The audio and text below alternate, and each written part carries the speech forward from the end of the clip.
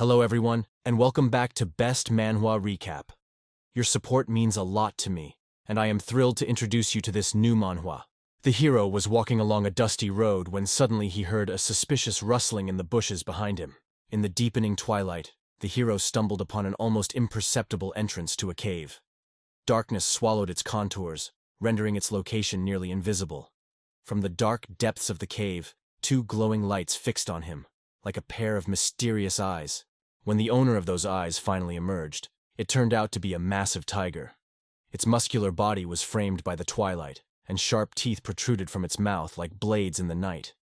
The beast's eyes gleamed with hatred and predatory intent, clearly not inclined towards friendliness. The man and the beast froze in tense anticipation, and in the evening silence, the tiger let out a growl.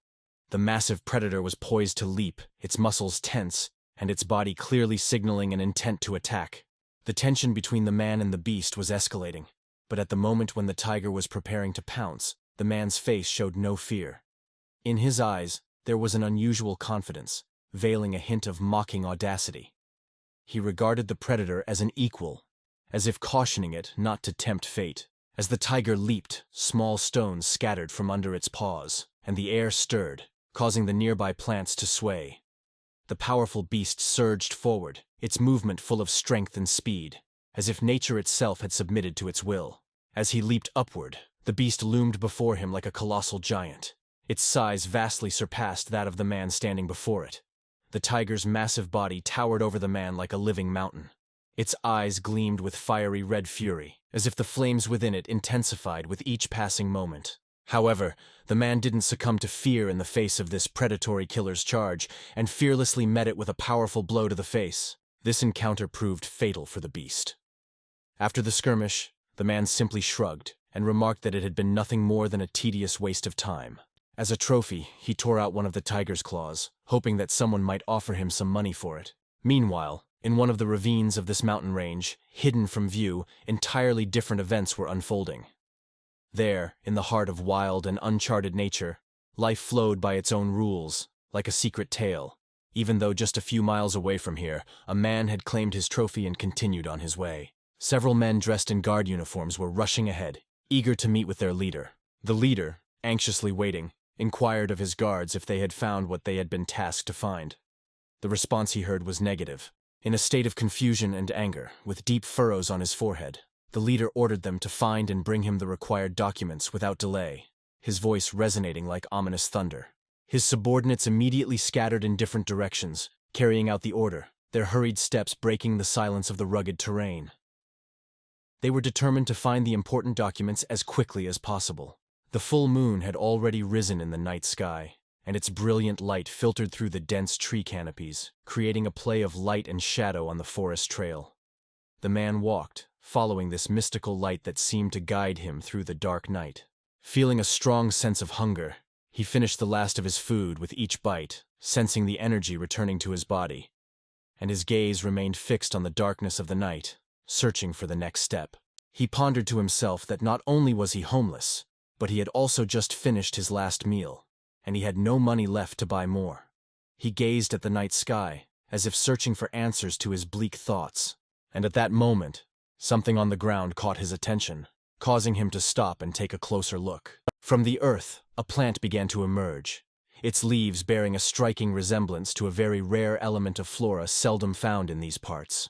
With enthusiasm, the man approached to examine the leaves closely, and without hesitation, he pulled the plant from the ground.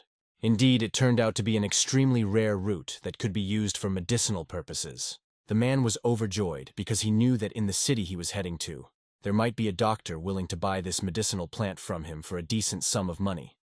This money could help him replenish his food supplies. He began to look around, hoping to find another plant just like it.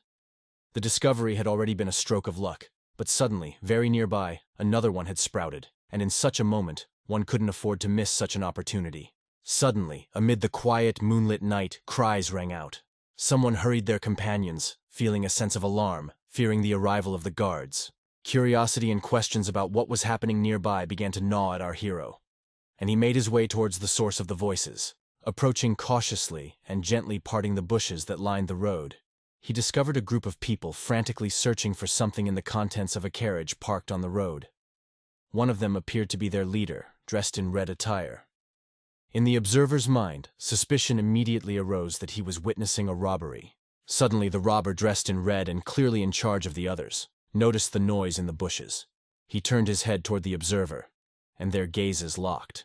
He immediately signaled to the others, warning them that they had been tracked, and he drew his sword, poised for action.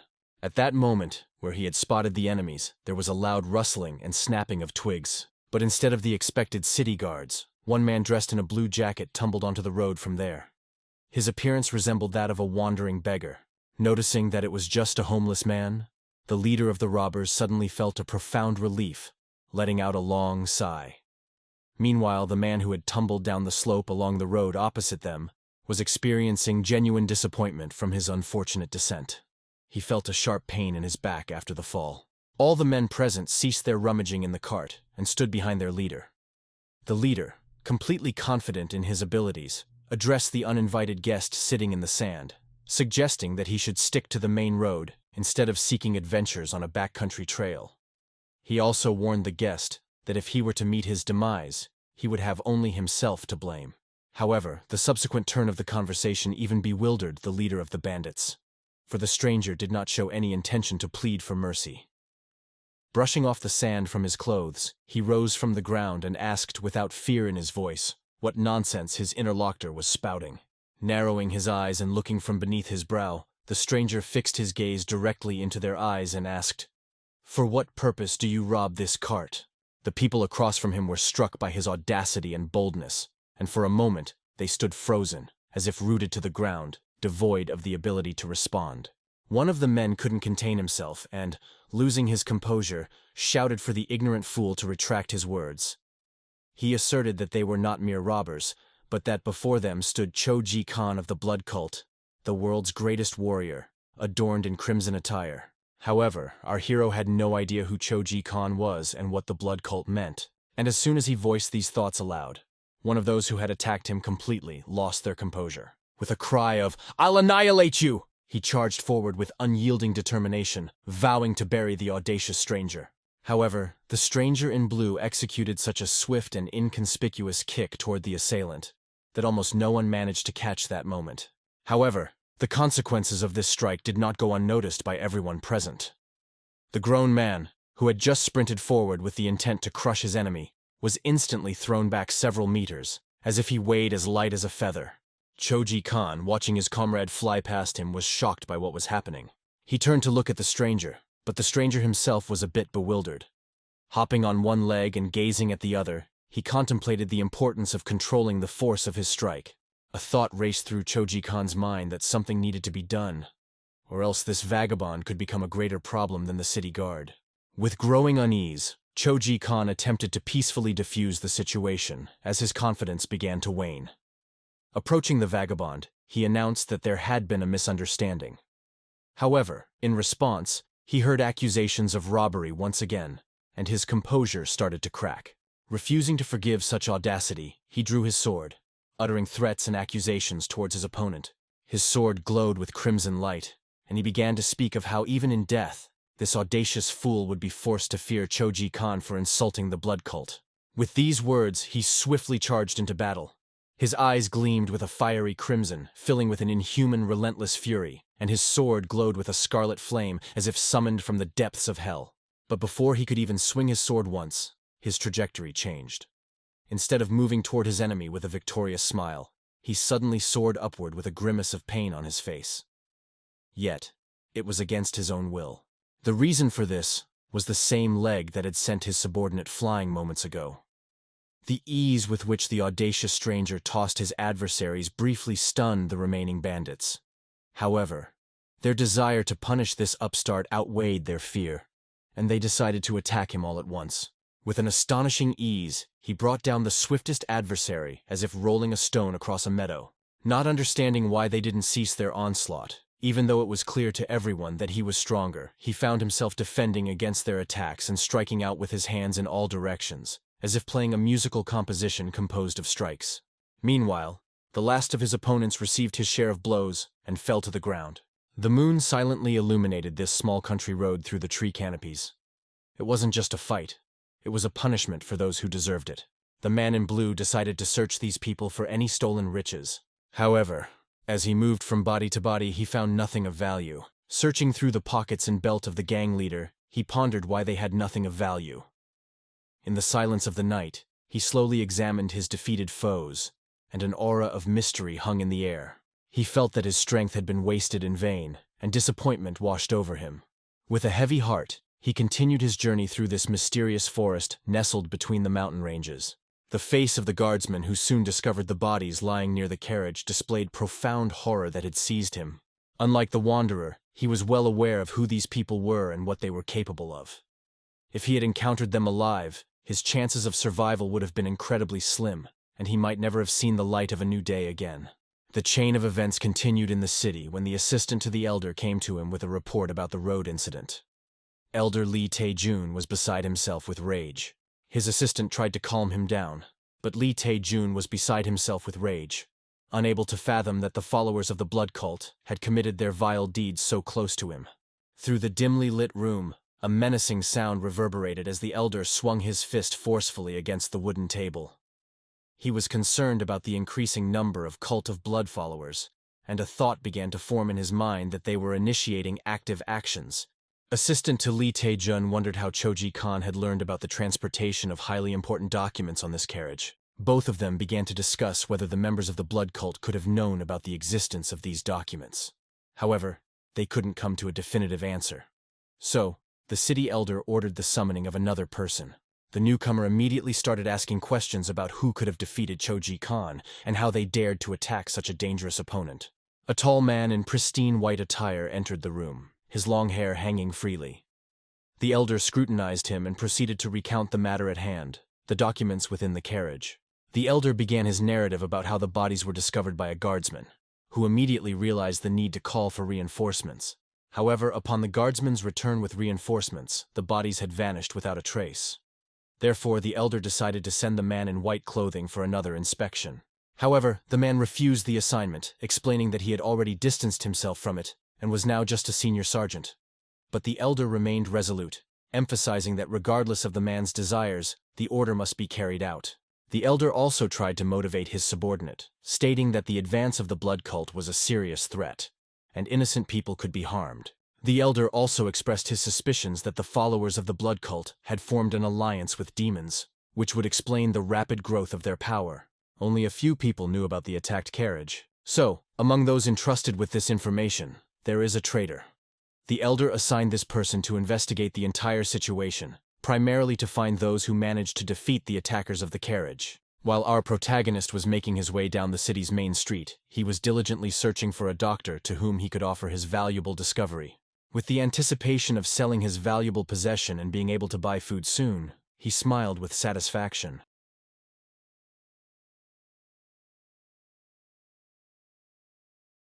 Within the confines of a modest urban abode, in one of the small houses, an extraordinary duel unfolded, where several individuals engaged in combat, grasping sharp blades. The command to surrender rang out clearly and unequivocally, but its words were lost in the unwavering determination of those who had gathered in this place. They refused to yield, and silence became their response to this demand. Following this, a group of warriors clad in blue attire initiated their assault upon the fighters dressed in vibrant red. A whirlwind of passions erupted, akin to a sea splitting into two relentless forces. One of the men in blue attire made a sprinting charge and forcefully collided with his opponent, his shoulder delivering a powerful impact. The man in red attire was sent sprawling to the side by the powerful shove and collided with the wall of the house, his back taking the impact. And with a cry of, "Take this!" he swung his sword, aiming to deliver a devastating blow. However, his opponent skillfully evaded and blocked the strike, deftly redirecting its force. The sword instantly changed its direction, heading somewhere off to the side, creating a whirlwind of sparks and glimmers along its path. The force of a mighty sword strike caused the thin wall of the house to cleave as if it were made of paper. The force of this strike was so staggering that the supporting beam of the house, bearing its weight, couldn't withstand it. It splintered with a creak, splitting into two halves. The warrior with the sword's gaze momentarily froze as he realized the destruction his strike had wrought upon the building's structure. In an effort to compel his opponent to surrender, the warrior began purposefully striking the walls of the house with his sword, aiming to bring about its destruction. At the moment of delivering the strikes, his sword emitted a blue light. Gradually, it began to dawn on the warrior in red attire that his opponent wasn't simply missing him with his attacks for no reason. With each powerful strike, accompanied by the gleam of blue light, the atmosphere inside the room grew increasingly tense. The interior of the house echoed with cracks and creaks, and the walls began to yield to the sword's impact. The other warriors in blue attire, witnessing their comrade contending with the unwelcome guests, began to grasp the audacious nature of his strategy. The final blow struck the wooden beam, causing bits of material to rain down from the ceiling. Everything around trembled from the force of this moment. Under the strikes delivered by the sword, the house began to collapse like a house of cards. In the final moments before the collapse, everyone hurriedly evacuated. However, even in the midst of the house's collapse, none of the warriors had any intention of surrendering. On the tiled roofs of the nocturnal town, an unusual chase unfolded, under the moonlight and twinkling stars. None of the participants in this confrontation paid any attention to the demolished structure. And just a few moments ago, the once standing house had been reduced to nothing more than a pile of ruins. In such a condition, it was later discovered by the shocked owner, who had returned to her residence for the night. The next morning, a young woman lies on the floor, crying, pondering why her home was destroyed and who could have possibly committed such an act of destruction. The young woman's face bears a deep sadness and disappointment. The floor is sterile, and silence reigns in the room, broken only by the faint sounds of nature from the open courtyard. Every corner of the clinic was built up over years of hard work and care. Now it remains as her last refuge after the destruction of her home. At that moment, above the low fence, a man's head appeared. The young man appeared weary and concerned. His gaze was filled with worry as he first laid eyes on the young woman lying on the clinic floor. Doubt and bewilderment consumed the man standing by the fence. He surveyed the surroundings, attempting to comprehend whether he had arrived at the correct address. The clinic he had been told about was supposed to be some special medical facility, but this place looked more like a residential house. The quiet knock on the door was followed by the careful opening of the entrance. The young man entered, stepping gently as if trying not to disturb the tranquility. His face conveyed apologies and concern as he approached the young woman sprawled on the clinic floor. The young woman, noticing him, quickly got up and greeted him with a friendly smile. She effortlessly introduced herself, stating that it was her clinic, saying, "My name is Shin Yumi." Shin Yumi continued to smile, but inside, her heart raced. She tried to conceal her emotions and the question that had haunted her just a moment ago. Had he seen her crying? The sun had risen quite high over the city, and a new workday at the clinic had begun. Shin Yumi temporarily set aside her thoughts about the events of the previous night and got busy with her duties as a city doctor. She took the tiger's claw into her hand, which the man had given her. With a hint of skepticism and doubt, Shin Yumi inquired why she should buy this claw from him. The visitor felt slightly offended, seeing Shin Yumi's dissatisfaction. He raised his head firmly and began to explain, "Please, don't take this too seriously. This claw is not just some bone. It's a tiger's claw, with its own medical properties. It's used in traditional medicine to treat various ailments. It could be a useful tool for you as a city doctor." Irritation was beginning to show on Shin Yumi's face, as she remarked that she couldn't be entirely certain of the authenticity of this find. In response, the man asked in astonishment if she shouldn't be knowledgeable about this, given that she called herself a doctor. His words were tinged with irony, and he continued confidently to persuade her that this claw was genuine and could be useful for her practice. In that moment, Shin Yumi erupted. She jumped up with energy, feeling her inner emotions boiling over. As she began to express her displeasure, she held nothing back, passionately recounting how the mister had questioned her professional abilities. Her words were filled with passion and conviction, as she emphasized that learning the structure of the human body was a monumental task, and it was unrealistic to expect her to know the anatomy of every creature on the planet. Shin Yumi's impassioned speech had taken the man by surprise, leaving him feeling awkward.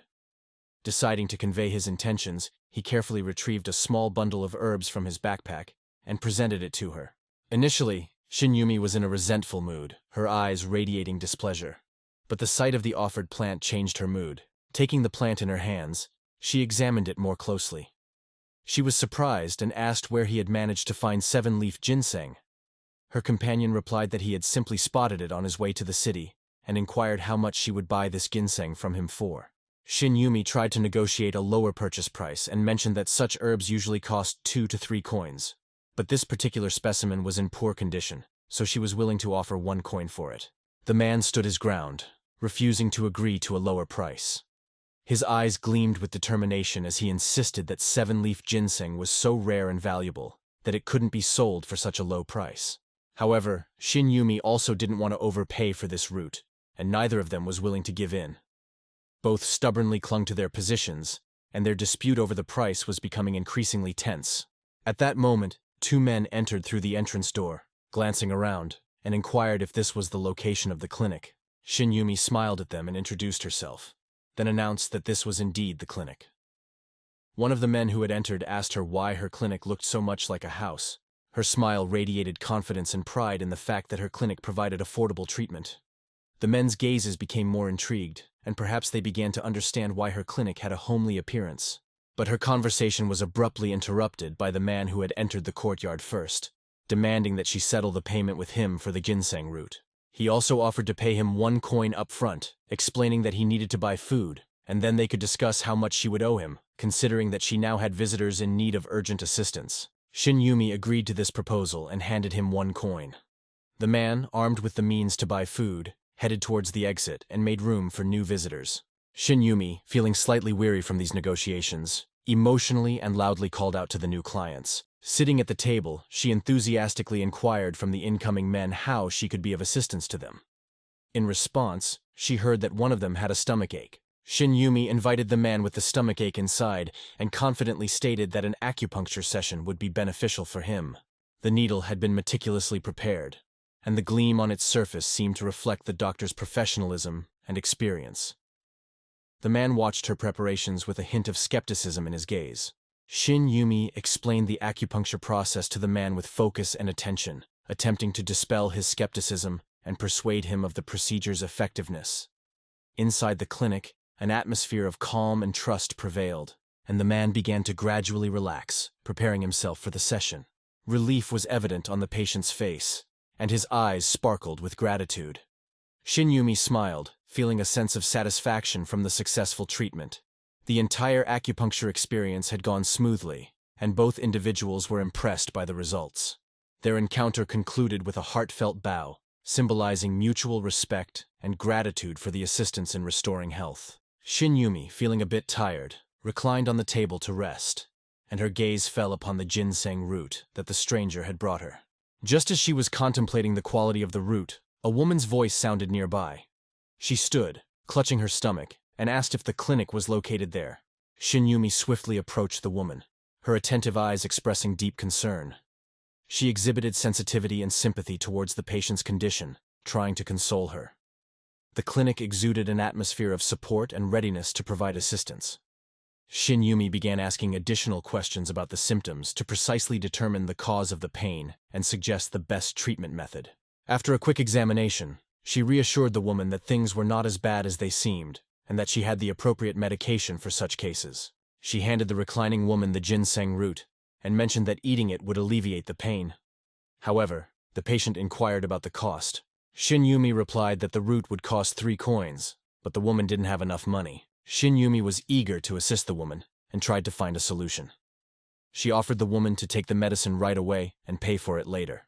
Inside the clinic, silence fell once more, but this time, there was a sense of hope within it. The woman, clutching the ginseng root, raised it to her lips and slowly swallowed the pieces. She could feel them sliding down her throat, hoping for quick relief from the pain. The bitterness of the ginseng root filled her mouth, as if it penetrated the depths of her taste receptors. The woman struggled to cope with this bitterness, swallowing the pieces slowly and with difficulty. In her eyes, one could see the challenging battle with taste sensations, but she was willing to endure it just to rid herself of the pain. The woman's eyes widened in astonishment because it hadn't even been a minute, and she felt the pain completely dissipate. In its place was a sense of relief and comfort. She couldn't believe how quickly and effectively the medicine had worked. She asked what kind of medicine it was, and Shin Yumi told her it was ginseng. There was no trace of pain left, as if pure and bright energy had passed through the woman and taken away all the painful sensations. The patient began expressing words of gratitude, and Shin Yumi, surprised by such rapid recovery, examined the remaining piece of the plant more closely. She realized that it was not the usual ginseng, but a new 7-leaved ginseng. She conveyed this to the woman and explained that it would be slightly more expensive, but she would recalculate the price and offer a discount. However, the woman, feeling better, suddenly bolted out of the clinic, showing no intention to pay. As she ran away, she shouted her apologies and promised to settle the bill if she ever became very wealthy. At first, Shin Yumi didn't understand what was happening, but then she started crying and ran after the woman. However, catching up with her seemed impossible. In the mountainous terrain, where eternal silence usually prevailed over nature, teams of specialists and investigators had gathered to conduct a thorough investigation of the mysterious incident. They attached special importance to every detail, carefully examining the scene of the event. The men stood, their gazes filled with questions, as they perplexedly stared at the lifeless beast.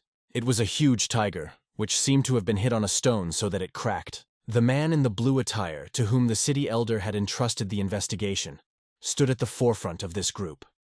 It was he who speculated that the tiger had been slain with a single mighty blow. There were 5 deep wounds on the tiger's muzzle, clearly inflicted by a human hand. He also conjectured that the one who goes by the name Blood Horse could have done this. In the moment when his words echoed through the evening air, the tension within the group escalated. The eyes of his companions filled with unease, their whispers grew quieter, and their hearts beat louder. It was as if a cloud of fear had descended, and everyone knew that Blood Horse was something to be feared.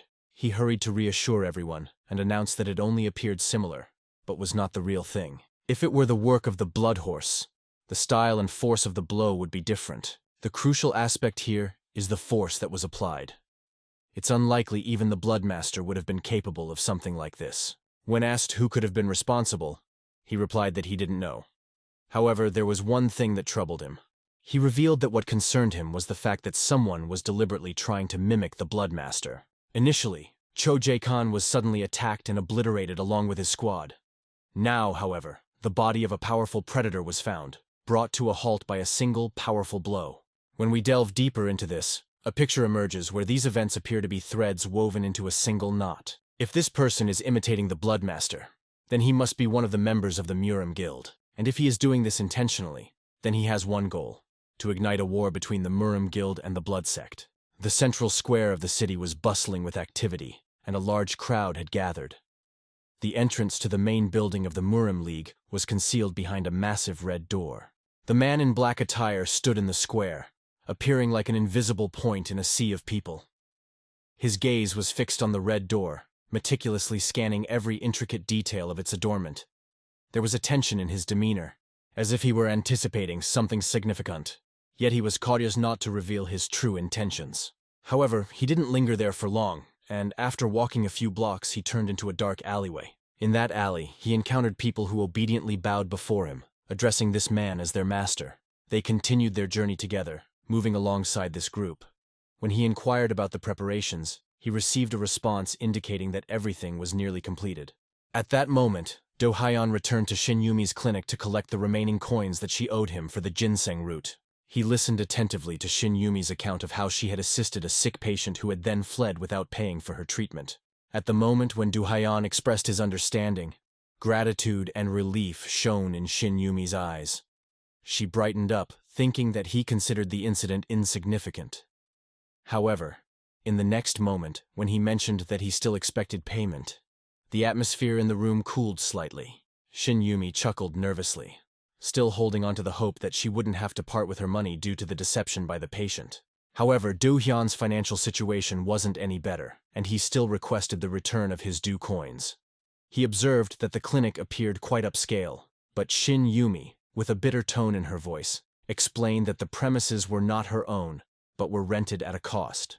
An idea of a mutually beneficial compromise occurred to Do Hyun, and he, lounging on the floor, suggested staying overnight here to avoid having to pay someone else for accommodation. He also suggested that since Shin Yumi accommodates guests, it would be a good idea to bring some food. He inquired if Shin Yumi intended to stay here as well, because he was not very comfortable with the idea of sleeping in the same room as her. Shin Yumi replied that she had a home where she could spend the night, but then she remembered it was in ruins, and said that sleeping there was not an option. The rays of the morning sun pierced through fluffy clouds, painting the sky in delicate shades of orange and pink. They gently touched the rooftops of the houses, as if waking them from slumber. The city was awakening under this bright light. Waking up in the morning, Do-hyun decided to inquire about what had happened to Shin Yumi's house. Shin Yumi shared her story with a bitter sigh. She recalled how she had returned to her home with the hope of a peaceful evening, only to find nothing but ruins. In his typical tactless manner, Do-hyun suggested that she should report it to the city authorities. In response, Shin Yumi, slightly irritated, stated that she had already figured that out without his incredible advice. A woman carrying a child in her arms hurried to the gates of her clinic. The baby in her arms looked slightly pale and frightened. It was a clear indication that they urgently needed medical assistance. Her cry echoed through the surroundings like a desperate call for help. The woman's hands trembled, and her voice was piercing. The little child, clinging to its mother, looked vulnerable and restless. Shin Yumi acted swiftly and confidently, as if it were her routine pace of work.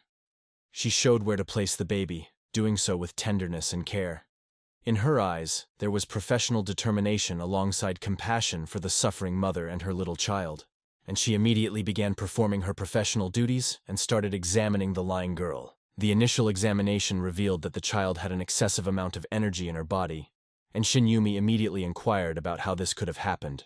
The girl's mother explained that they had been in the mountains, and her daughter had eaten some kind of plant. Shin Yumi said that she would assist the girl now, but for her to fully recover, she needed to be placed under observation in a larger clinic.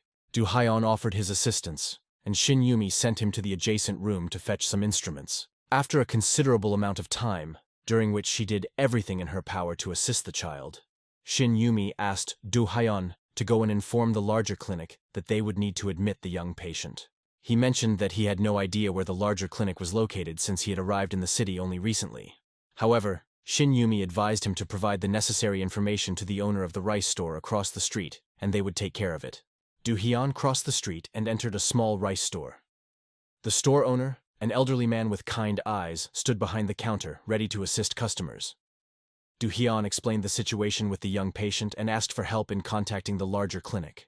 The store's assistant quickly set off toward the larger clinic. Carrying information about the situation and the clinic's address, he hastened to his destination. This moment highlighted the friendliness and solidarity of the local residents, ready to lend a hand in times of need.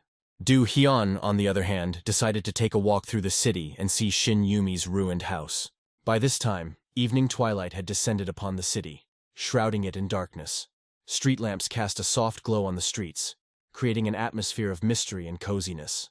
At first glance, Do-hyun understood that restoring the house was no longer possible and speculated that city authorities, if they didn't find those responsible, would have to provide compensation. However, his attention was drawn to a piece of roofing tile on the adjacent roof, which was lying incorrectly placed.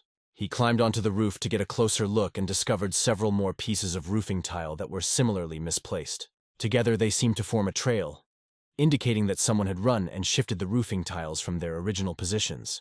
Do-hyun decided to trace where these tracks led in search of clues and information about who had destroyed the house. With the agility of a cat, he leaped from one rooftop to another, following the trail left behind by the mysterious destroyers. He climbed onto the rooftop of the final building and carefully surveyed his surroundings. But at this juncture of his journey, the trail came to an end, and he had to contemplate how to proceed further. Sitting on the edge of the rooftop, he surveyed the world around him. Far in the distance, beyond the last houses, stretched endless forests, and their dense greenery muffled the urban noise, as if inviting the explorer to venture into their depths. His keen eyesight caught sight of something that could potentially propel his investigation forward. He noticed two groups of people standing some distance apart from each other. Their gazes were filled with unmistakable hostility and tension. The sword blades glistened in the sunlight, reflecting its rays in a moment of readiness for collision. Tension and determination were evident in every movement. The groups of people stood poised like pumas, ready to pounce, ready to engage in combat with their adversaries.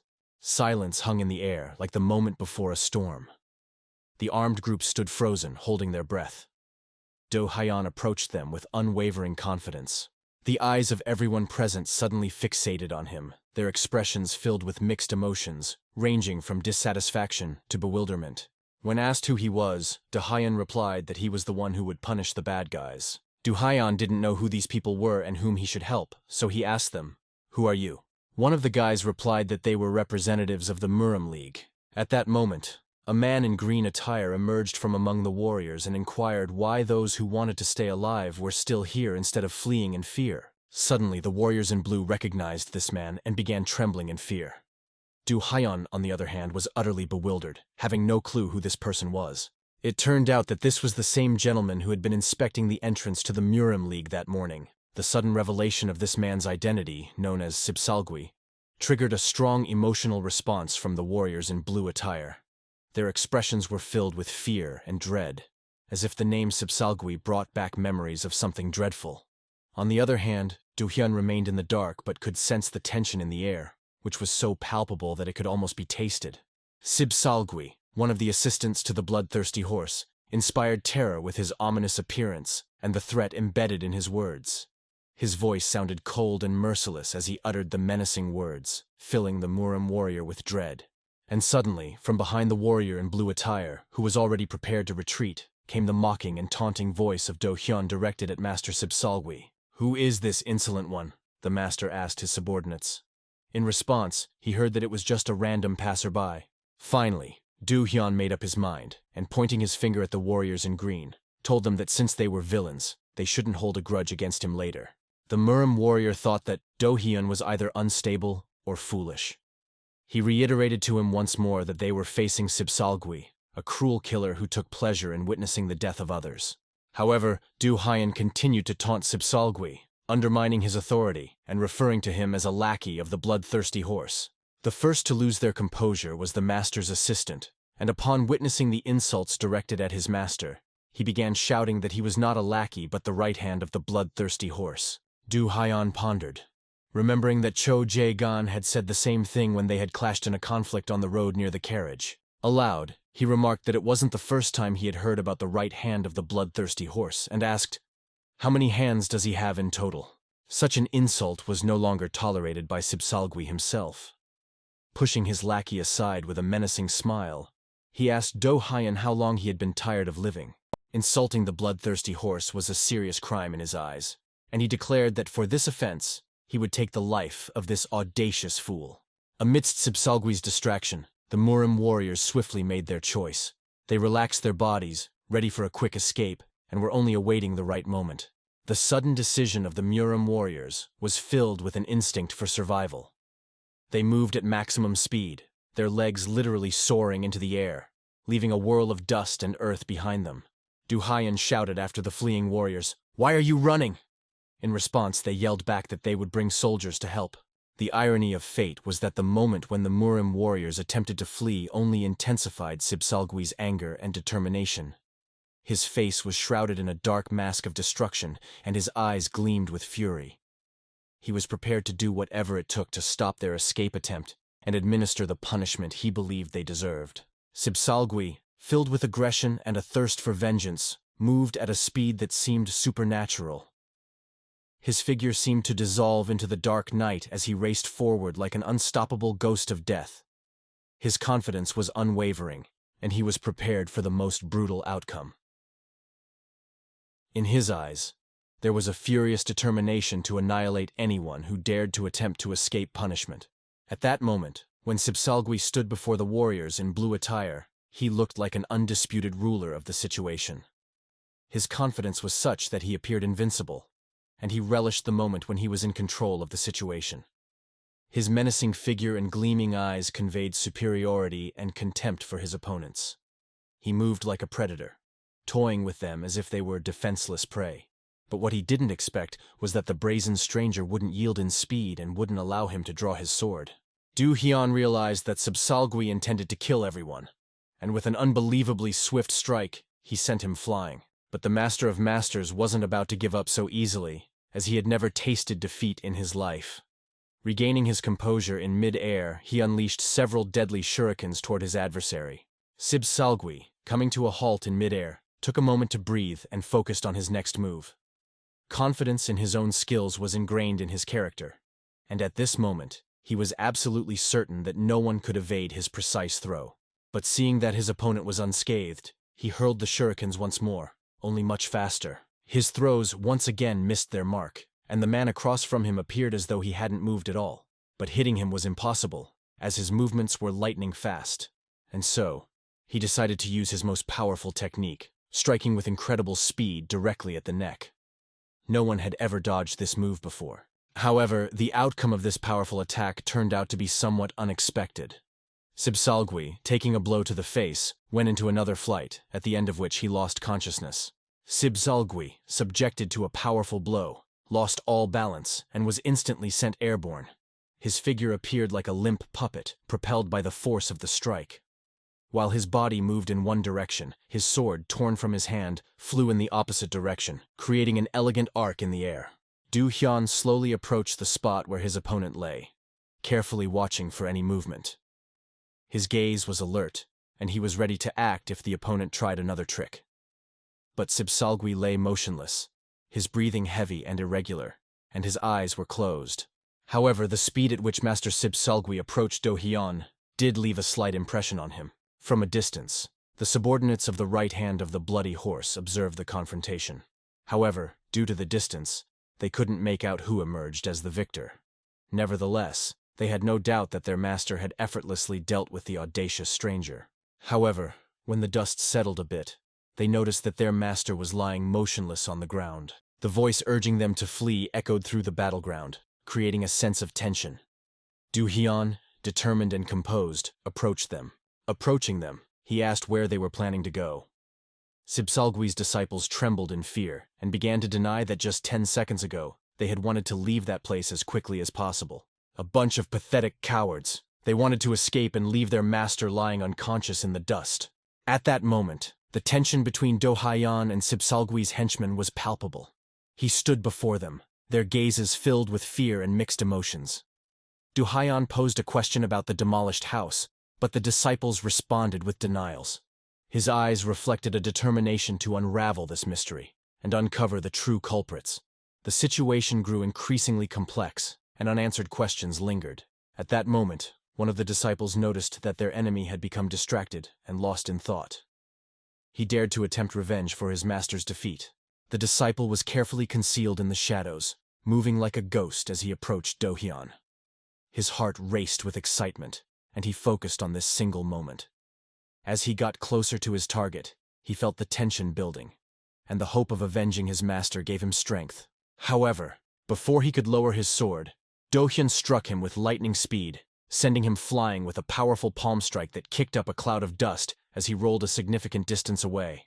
Rolling about 15 meters on the ground, he came to a stop and lay still within a cloud of dust. Du Hyun glanced, and the disciple lay there just like his master, completely unconscious. He approached the remaining individuals and told them that he had heard their boss was a killer, and their job was to assist him in everything. The people before him were on the verge of collapsing from fear, but one after another they began to speak, insisting that they were nothing like him and that they had been coerced into committing wrongdoings through threats. But Du Hyun insisted that if they had been assisting a killer, then it meant they were also killers themselves. His words sounded firm and uncompromising, each of them enveloping those around, reminding them that they must take responsibility for their actions. The people before him felt the weight of this truth and shame for their role in the crimes. Their gazes were directed downward, and their souls carried the heavy burden of guilt. The morning rays of the sun, softly tinged in shades of orange and pink, pierced through the dense foliage, creating a play of light and shadow on the ground. The warriors of the Muram League who had fled at the start of the conflict had brought city guards under the command of Seong Sonjo. The city elder had ordered him to investigate the mysterious incidents. He was beside himself with anger and couldn't comprehend how they could abandon someone who had come to their aid and cowardly run away. And it remained a mystery who could defeat the Master of Masters and several members of the Blood Sect simultaneously. One of the guards who had fled at the very beginning had the idea to interrogate those who were currently unconscious. And trying to atone for his guilt, he enthusiastically set about implementing his idea. He quickly approached the unconscious Sibsalgvi lying on the ground, hoping to extract some information from him. Contrary to the interrogator's hopes, Sibsalgi remained unresponsive, as if his consciousness were far away, behind an impenetrable wall of unconsciousness. All his efforts yielded no results, and the guard realized that obtaining any information from him was currently impossible. The warrior intended to wake up the Master of Masters, but the fear of Sipsalgvi was so immense that even in an unconscious state, he instilled terror in everyone present. But he managed to convince himself that the body before him posed no threat, and lifting it from the ground, he began his efforts to revive the unconscious figure. On Seong Sonjo's face, disapproval and doubt were unmistakably written, as if dark shadows on his brow and a cold gaze held judgment over what was transpiring. He stood there like a guardian of wisdom, ready to voice his thoughts and warnings at any moment, prepared to weigh every step taken by others. Subsequently, he appeared before the elder of the city to provide a report. He reported that these young people were beaten and lost their memory, completely deprived of memories of what happened to them. The elder suspected it might be a clever ruse intended to mislead the interrogators. However, Seong Sonjo reassured him that he had personally conducted all the necessary checks, and it was indeed the truth. The elder was astonished by this turn of events, and inquired whether they had identified the perpetrator. Upon this, Seong Sonjo began to share with the elder his reflections that he had arrived at during the course of the investigation. He constructed a logical chain in which the incident with Cho Jae-kan, the dead tiger, and the Sibsalgwai incident all came together. It seemed to him that one person could have been behind all of this. He arrived at an undeniable conclusion that only a contender for one of the new 10 world masters could carry out such audacious deeds. Seong Sonjo marked the points on the map where these events occurred and found that they formed a single straight line. However, he pondered whether this person might not have wanted it to happen this way. Seong also speculated that this person might not have had malicious intentions, as the nature of these incidents suggested that he only attacked in self-defense. In response, the elder erupted and asked if he understood correctly that a great master had come to them and was beating supporters of the Bloody Horse. Calming down a bit, he said that the Bloody Sect might misinterpret all of this and believe it was a plot by the League of Murim. Seong Sonjo rose from the table and stated that he needed to reconsider everything once more. He promised to provide a comprehensive report to make it easier for whoever would take over this case. The elder also abruptly stood up, shouting after the departing Seong Sonjo that orders were orders, and he would see this investigation through to the end, asserting that he was the best at it. Shin Yumi looked surprised at the meat that Do Hyun brought and asked where he got the money for such expensive meat, considering that he was staying at her clinic because he couldn't afford accommodation.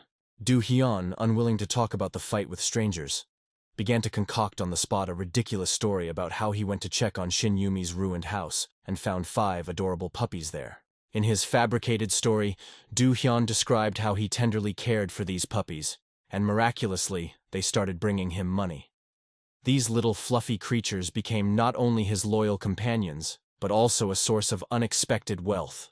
He smiled, imagining how they brought him happiness and fortune. Shin Yumi, not believing a word of it, erupted and asked, "How much more of this nonsense are you going to spew?" To which Do Hyun pointed at the hand with which he tamed the puppies. Shin Yumi, internally resigning herself to the fact that Do Hyun wasn't going to share the truth, looked at him with a mix of emotions. In her eyes, there was a flicker of concern and confusion, but at the same time, she posed an important question, demonstrating her readiness to unravel the situation. She wanted to understand if he was confident in his innocence. After receiving the assurance that he hadn't done anything wrong, Shin Yumi felt some relief, but a trace of hurt still lingered in her expression. However, preserving her sense of dignity, she inquired about the possibility of him finding accommodation, now that he had some means.